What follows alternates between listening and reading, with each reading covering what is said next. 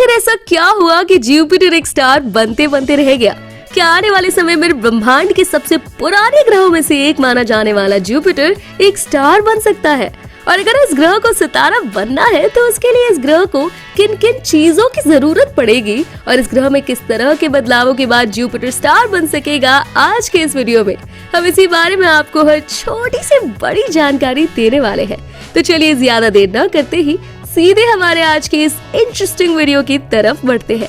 Jupiter हमारे solar system का सबसे बड़ा और पुराना ग्रह है।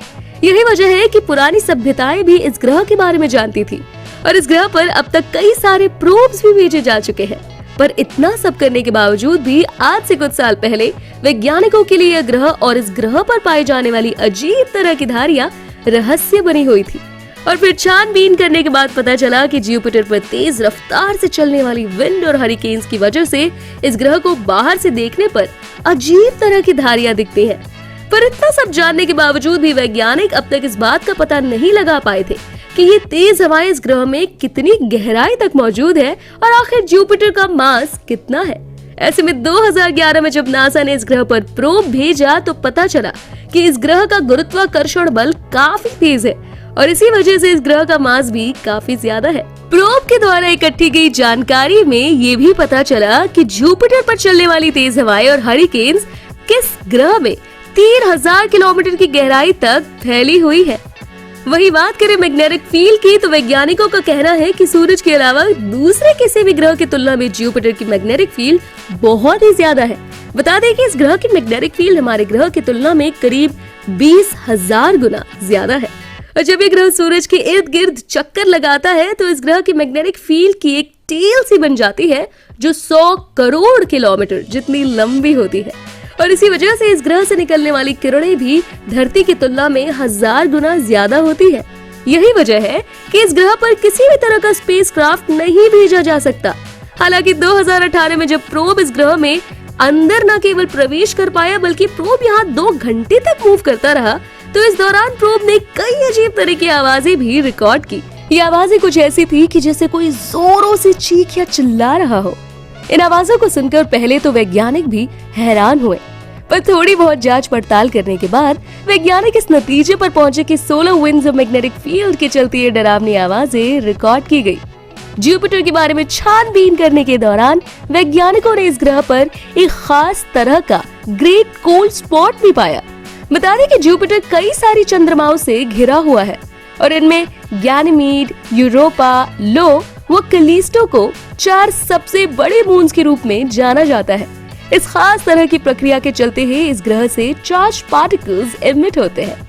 ये पार्टिकल्स जुपिटर की मैग्नेटिक फील्ड से टकराकर इस ग्रह को एक तरह से परेशान करते हैं और ये परेशानी ही ऑरोरास का कारण बनती है। बता दें कि ऑरोरास को जुपिटर के पोल्स पर यूवी और इंफ्रारेड लाइट की मदद से देखा जा सकता है।